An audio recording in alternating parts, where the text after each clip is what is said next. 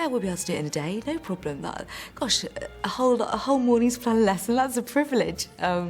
Didn't quite turn out like that. It was quite difficult to sort of think, OK, we've actually only got an hour, which bits are we going to use? I was much more stressed than Lou.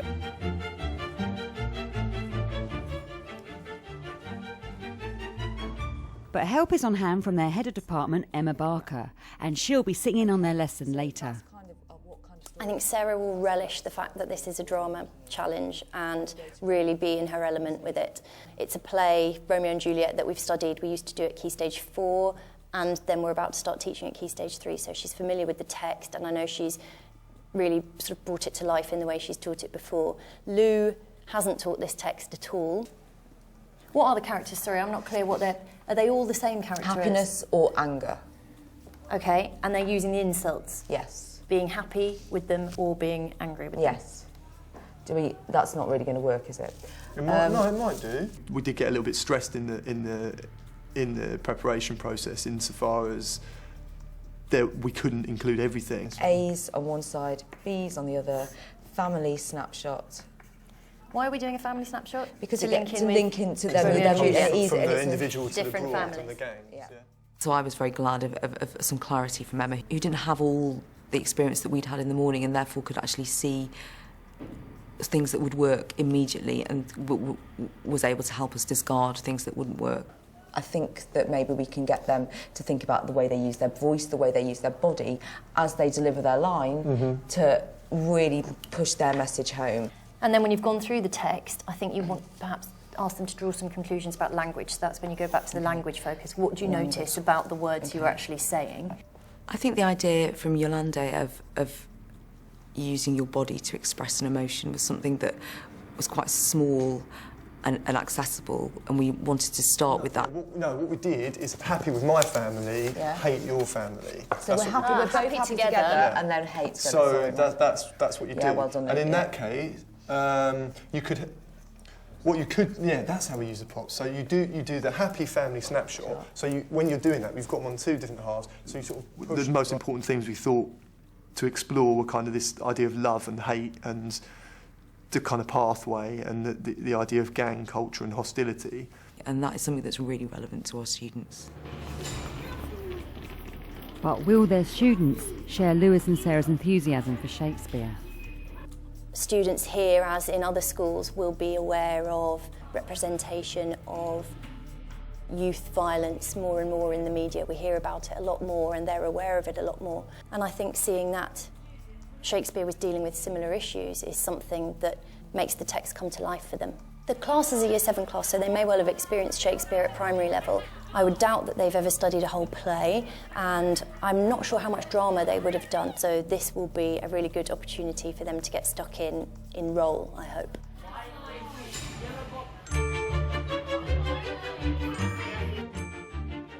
For the lesson, they'll be using the school's drama space, but for Lewis, it's his first time teaching outside his classroom. It's the first time he's probably experienced a drama space as a teacher, and I'm sure it was a bit of a shock.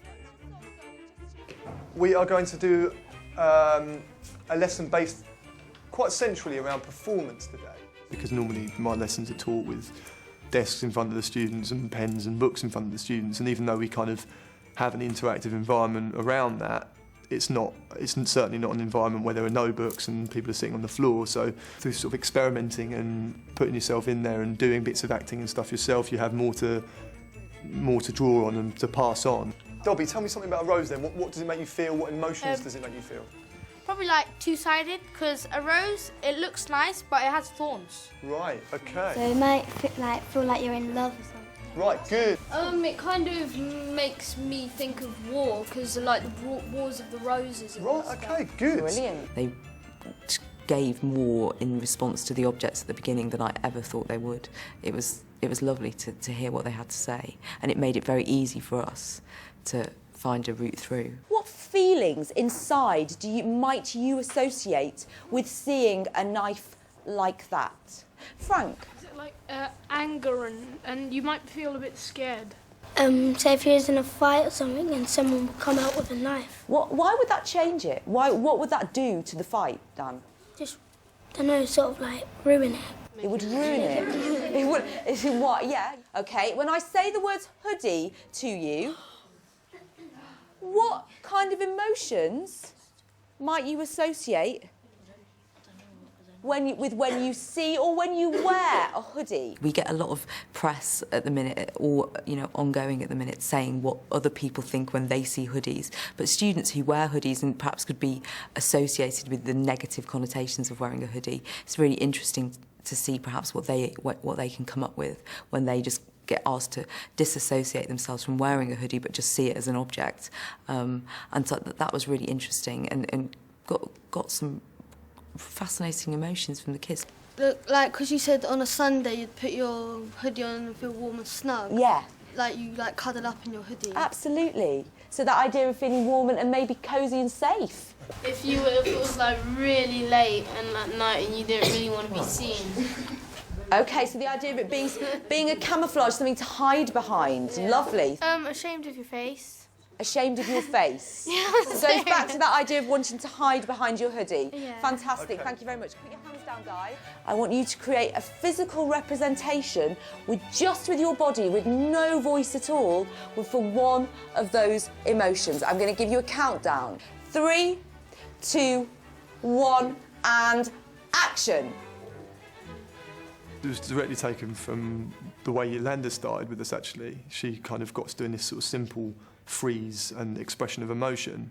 We thought it would probably be quite useful for the students to do the same, feel their way around the space and do something basic before we introduced kind of the emotional side of what was to come.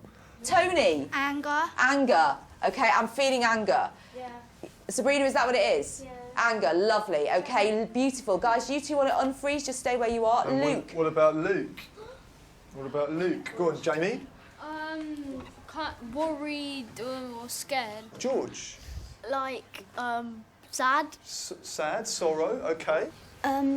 He looks quite dangerous. He certainly does look quite dangerous. What else? Disguise. Disguise. Attic, share and reveal your disguise. What was it? It was all of them, actually. It was all of them. You are multi-talented and multitasking. Lovely. Can we clap our actors, please? It's halfway through their lesson and their head of department, Emma, has been taking notes. That was lovely.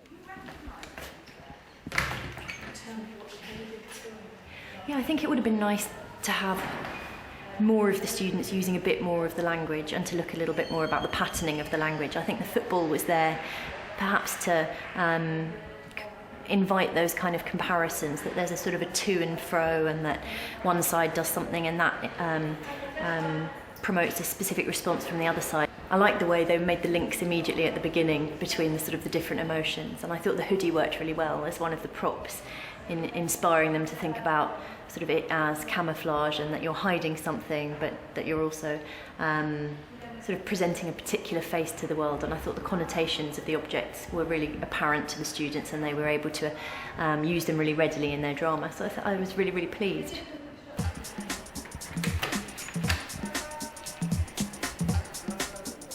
Emma didn't need to wait much longer for some text. Lewis and Sarah have now separated the class into the Montagues and the Capulets and are about to try out the cussing scene. Leon, I want you to be really brave and start this off. We are now going to use text from Romeo and Juliet to really convey your feelings to the opposite side. 3, 2, 1, action! Do you wrap your thumb at me, sir? Whoa! Brilliant! OK, and freeze. Freeze, freeze, freeze. Brilliant! The cussing was great. It was a bit mayhemic. But it was, again, they took it and ran with it themselves. Do you quarrel, sir?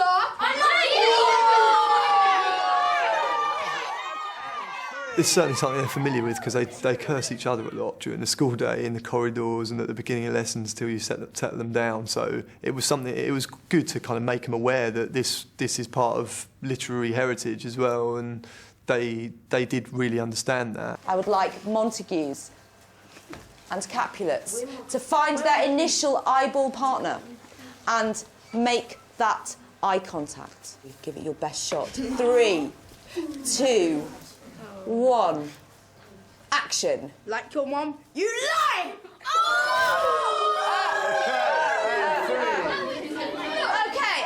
Okay. actually happens in this room when an insult gets thrown? OK, let's hear first of all from the Montagues. Go on. You like get angry, so like, and excited to say more cusses to them. OK, so getting one cuss makes you do more. So one insult is provoking a response, even if it is not on the green paper.